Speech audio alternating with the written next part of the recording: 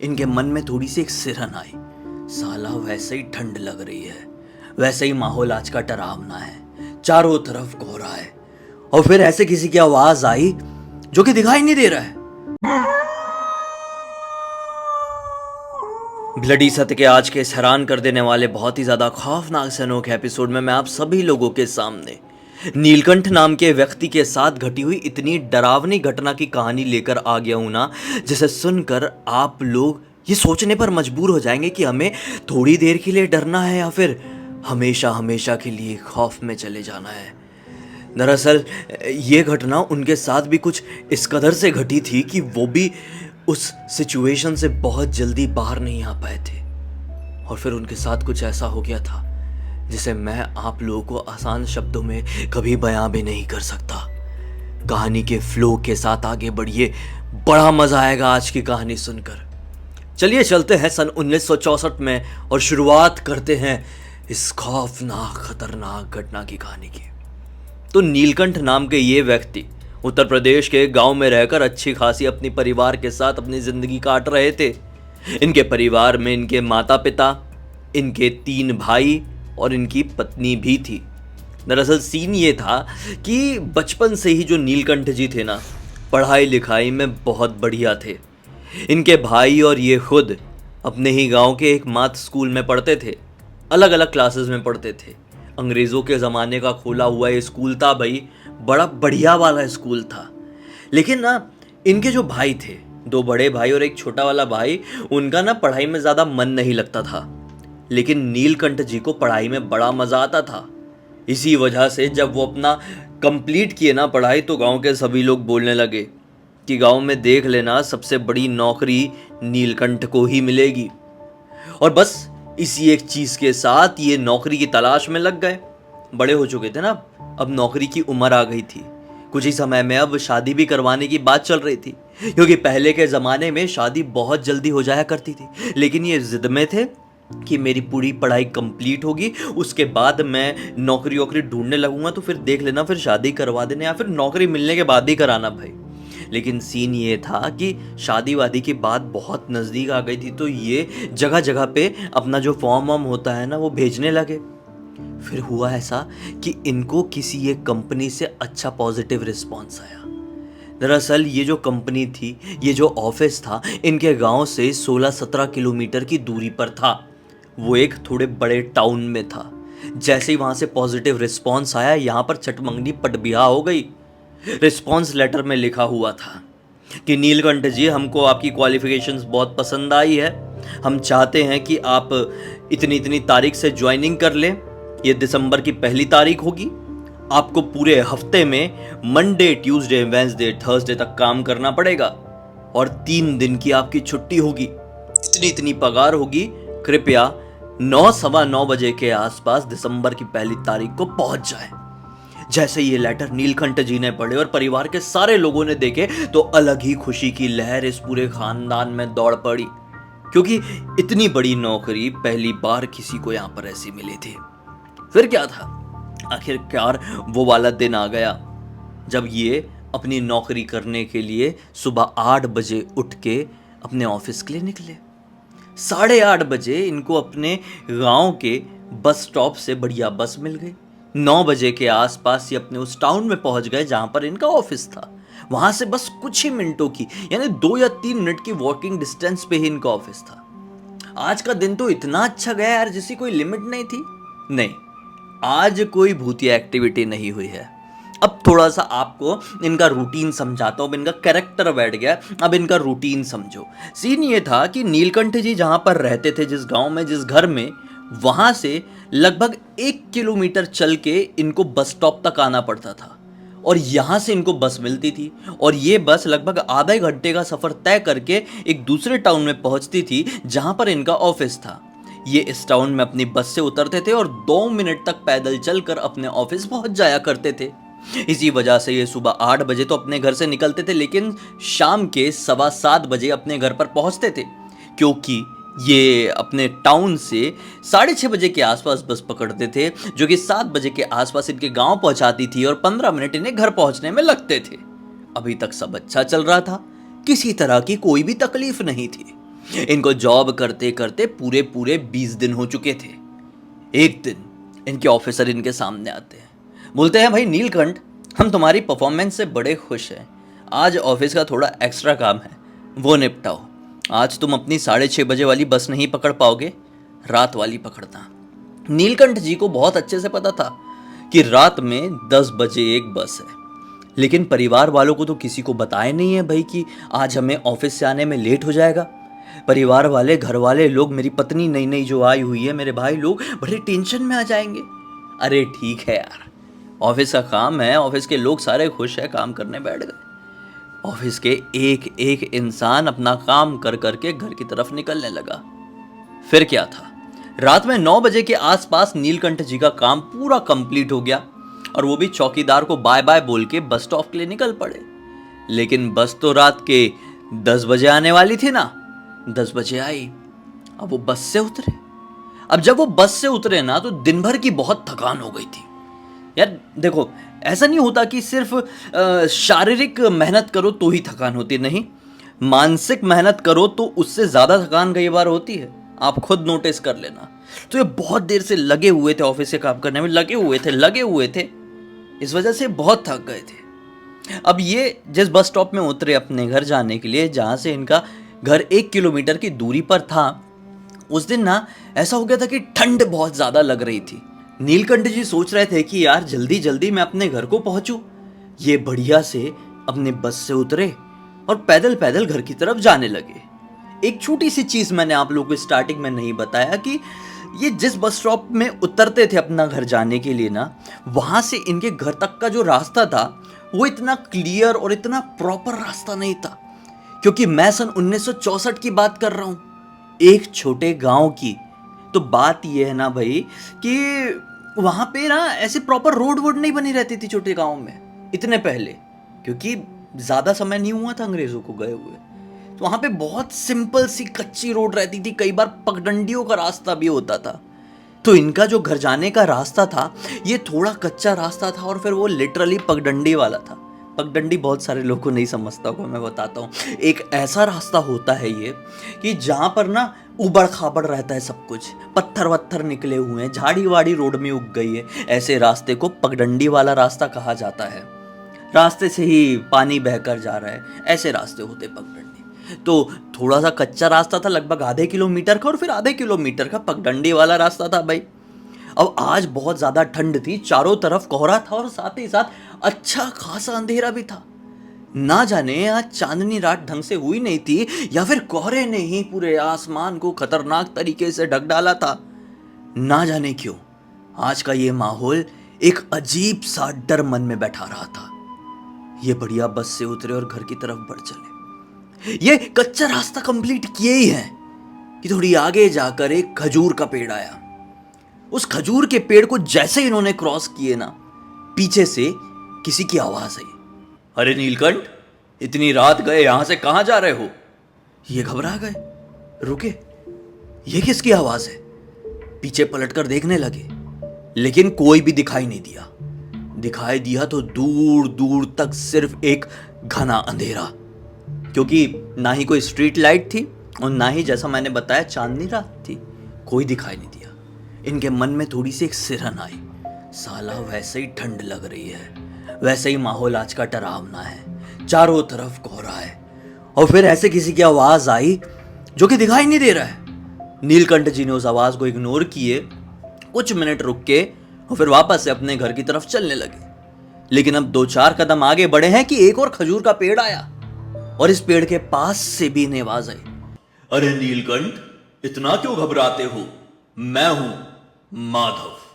जैसे ही नीलकंठ जी ने माधव सुने, अरे थैंक गॉड, जान में जान आई, क्योंकि ये माधव कोई और नहीं बल्कि नीलकंठ जी का पड़ोसी ही था। नीलकंठ जी रुक के थोड़ा सा सांस लिया और बोले, अरे माधव, तुम यहां पर कैसे इतनी रात गए? मैं तो आज लेट हो गया था, अपने ऑफिस से लौट रहा था, लेकिन तुम यहां पर कैसे इतने बजे?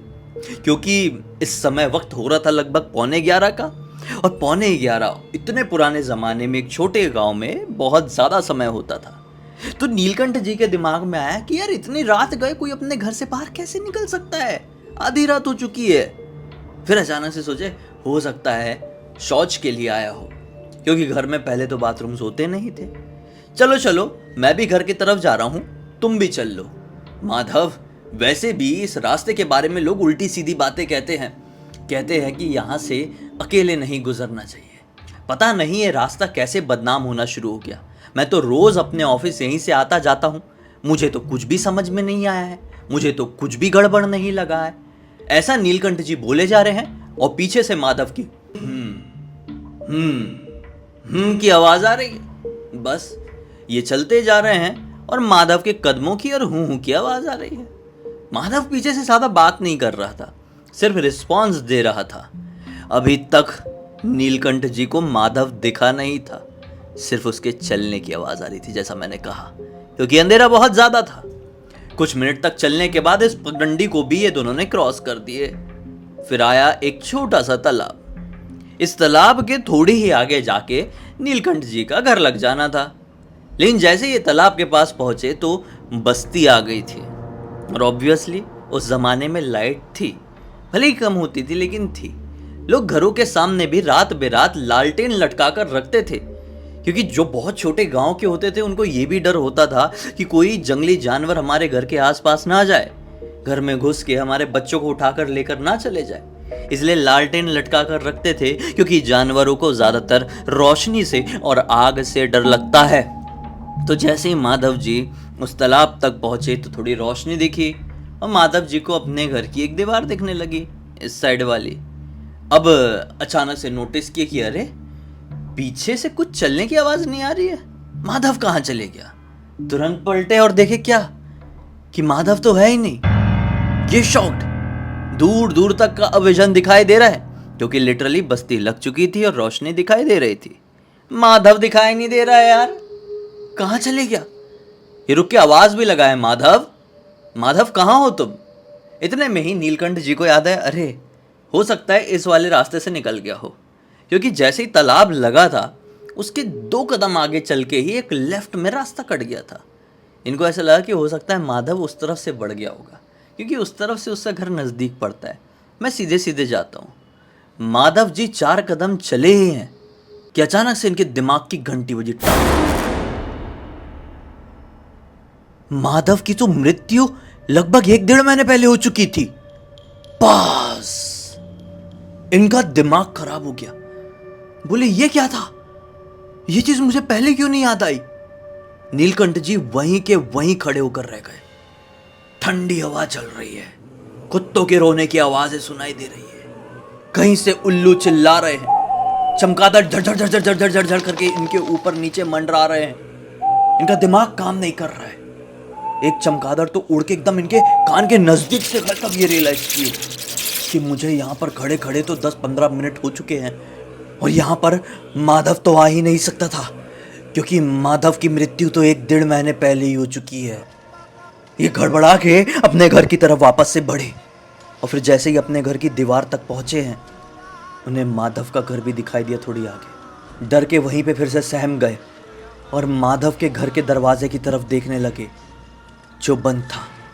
सामने एक लालटेन लटक रहा था, धीरे धीरे धीरे हिल रहा था। अचानक से उस लालटेन से किसी की परछाई घर के अंदर जाते हुए दिखाई दी है। कितने में इनके घर का गेट खोल, टक टक टक। हाँ, ये नॉर्मल हुए और वहां से नजर हटा पाए, क्योंकि वहां पर किसी की परछाई दिखी थी। यहाँ पर गेट खुला, इनका छोटा भाई आया हुआ, हाथ में लालटेन लेके। अरे भैया, आज आप इतनी लेट कैसे हो गए? घर में सारे लोग बहुत चिंता में थे। आप 7-7:15 बजे तक आ जाते हैं, आज लगभग 11 आपको बज गए। क्या कर रहे थे भैया आप अभी तक, कहाँ थे? इन्होंने बोले, अंदर चल तो सही, फिर बताता हूँ। अंदर गए हैं भैया। अब सब इनके चेहरे की उड़ी हुई रंगत को देखकर समझ गए कि कुछ तो झोल झपाटा हो गया है। इन्होंने अपने बड़े भैया से पूछे, भैया वो जो अपने पड़ोस में आखिरी वाले घर में माधव रहता था, उसकी मृत्यु हो गई है ना? भैया ने बोले, हाँ मृत्यु हो गई है। वो तेरे शादी का माहौल चल रहा था ना, उसी समय हुई थी। हम में से कोई नहीं जा पाया, हमें बस उसकी मृत्यु का कारण पता चला। ये थोड़े एक्साइटेड हो गए। हाँ भैया, कैसे हुई उसकी मृत्यु? भैया ने बताया कि इतना इंटरेस्ट से तू क्यों पूछ रहा है आज अचानक से, तेरी तो इतनी बातचीत नहीं थी माधव से। ये भैया को A to Z पूरी बात बता देते हैं। अब भैया शॉक्ड। हो सकता है बोले कि माधव इसीलिए तेरे पास आया होगा ताकि उसके साथ जो उस रात को हुआ था वो तेरे साथ ना हो। ये बोलते हैं कि क्या हुआ था भैया? मैं जॉब और शादी के चक्कर में अपने मोहल्ले गांव परिवार वालों से थोड़ा टूट कर रह गया। क्या हुआ था ऐसा माधव के साथ कि उसकी आत्मा आज मेरे पास आई? भैया ने अब बताए कि इसी तरह से माधव भी उसी रास्ते से रात बेरात गुजर रहा था। वही रास्ता जिसको आज लोग ठीक रास्ता नहीं कहते हैं। क्यों नहीं कहते पता है? क्योंकि वहां पर ढेर सारे चोर लुटेरे घूमते हैं। दरअसल रात के 12-1 बजे के आसपास वो उसी रास्ते से गुजर रहा था और एक चोर डाकुओं की टुकड़ी थी जिसमें रहे होंगे 10-12 लोग आराम से। क्योंकि माधव कोई नॉर्मल व्यक्ति नहीं था, उसे अखाड़ा लड़ना आता था। वो एक साथ 4-5 लोगों को चित कर सकता था। जब तक सामने कोई पहलवान ना हो उसके सामने टिकना आसान लोगों की बस की बात नहीं थी। पक्का उस दिन कुछ चोर लुटेरे की टुकड़ी ही उसके पास आई होगी, किसी बात पर बहस हुई होगी। चोर लुटेरों ने उसके ऊपर आक्रमण कर दिया और वहीं पर माधव की मृत्यु हो गई। सुबह सुबह गांव का ही एक व्यक्ति जो कि माधव के 2 घर छोड़ के ही रहता था, शौचालय के लिए उसी रास्ते की तरफ गया और देखा कि माधव तो वहां पर मरा पड़ा हुआ है और आसपास कुछ हथियार भी। तुरंत ही भागता हुआ आया, हल्का भी नहीं हुआ, भागता हुआ आया और माधव के घर पे सारी बात बताया। बस फिर क्या था, माधव का अंतिम संस्कार हो गया। अपन में से कोई नहीं जा पाया क्योंकि तेरी शादी वाला एकदम वो शायद हल्दी वाला दिन था कि कौन सा वाला दिन था। बहुत बुरा हुआ बेचारे के साथ। लेकिन मैं समझ गया नीलकंठ, आज जो माधव की आत्मा तेरे पास आई थी वो तुझे किसी प्रकार का नुकसान पहुंचाने नहीं बल्कि तुझे प्रोटेक्ट करने आई थी। सच बता रहा हूं, अगर तेरे आस पास आज कोई भी उल्टा सीधा आदमी भटका होता ना तो माधव की आत्मा उस गलत आदमी को गलती से भी नहीं छोड़ी होती। बस ये वहीं पर ठंडे पड़ गए। इस दिन के बाद से इन्होंने कभी हिम्मत नहीं जुटाए। भाई भले ही मदद करने के लिए वो आई थी आत्मा, लेकिन थी तो वो एक आत्मा। माधव था तो एक भूत। बस कभी भी ये रात में अपने ऑफिस से घर नहीं आए, जल्दी जल्दी काम ख़त्म करके आ जाते हैं भैया, सब ठीक रहता है। इस घटना की जानकारी कुछ समय बाद उन्होंने अपनी बेटी को दी, जब बेटी थोड़ी सी बड़ी हो गई। और फिर कुछ टाइम बाद, यानी कुछ टाइम क्या, कुछ सालों बाद बेटी जब और बड़ी हो गई, उनका बेटा हो गया आयुष्मान, तो उन्होंने ये कहानी सुनाई। आयुष्मान ने बोला कि नाना के साथ तो सचमुच में कुछ बहुत ही ज़्यादा स्कैरी हुआ था, मैं कोशिश करूँगा ये पूरी दुनिया को पता चले। इसी वजह से आयुष्मान ने ये कहानी इंस्टाग्राम पर हमको लिख भेजा ताकि इसकी जानकारी, सीख और मनोरंजन आपको हम दे। इसी बात पे अब तक इस वीडियो को देख लिए हैं तो लाइक ज़रूर कर देना, चैनल को सब्सक्राइब करके बेल आइकन दबा के ऑल के ऑप्शन में क्लिक करना, क्योंकि इसी तरह के हैरान कर देने वाले खौफनाक वीडियोस डेली आप लोग के सामने लेके आता रहता हूँ। इंस्टाग्राम की लिंक इस वीडियो के डिस्क्रिप्शन बॉक्स में मिल जाए, क्लिक करके डायरेक्टली वहाँ पर पहुँच जाना। और इसी तरह की कोई भी कहानी, टॉपिक या जानकारी आप लोग के पास भी है तो लिख भेजना। हो सकता है मेरा अगला वीडियो कल आपके हिसाब से ही बन रहा हो। तो चलिए कल फिर से मिलते हैं, तब तक के लिए बहुत बहुत धन्यवाद। आपका दिन शुभ हो।